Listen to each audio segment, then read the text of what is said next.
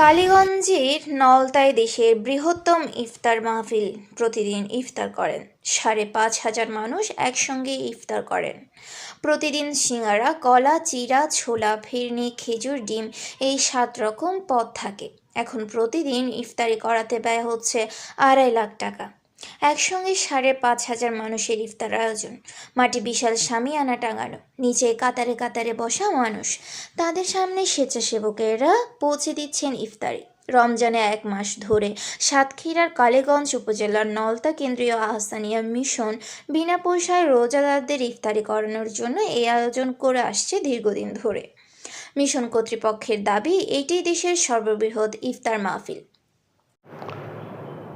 নলতা কেন্দ্রীয় আহসানিয়া মিশনের ব্যবস্থাপনায় নলতা দরবার শরীফের পাদদেশে প্রতিদিন প্রায় ৫,৫০০ থেকে ৬,০০০ মানুষ এখানে ইফতারি করে। আমাদের পীর কেবলা হযরত খান বাহাদুর আহসানুল্লাহ রহমতুল্লাহ আলাইহি ১৯৫০ সালে এটা প্রবর্তন করেন এবং ধীরে ধীরে করবার বৃদ্ধি পেতে থাকে। পরবর্তীতে তার অন্তর্ধানের পরে আমাদের খাদেম মৌলভী আনসারউদ্দিন আহমেদ এর প্রসার বৃদ্ধি করতে থাকেন এবং এখন এটা অব্যাহত আছে।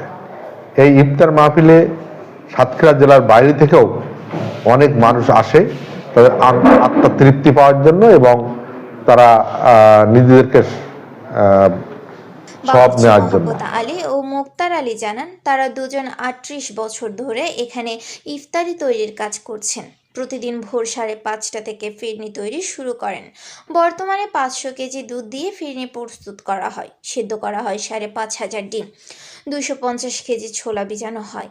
এছাড়া ১০৮ কেজি সুজি, ময়দা ১৯০ কেজি, চিড়া ১৫০ কেজি, চিনি ১৫০ কেজি, কয়েক মণ আলু দিয়ে থাকে।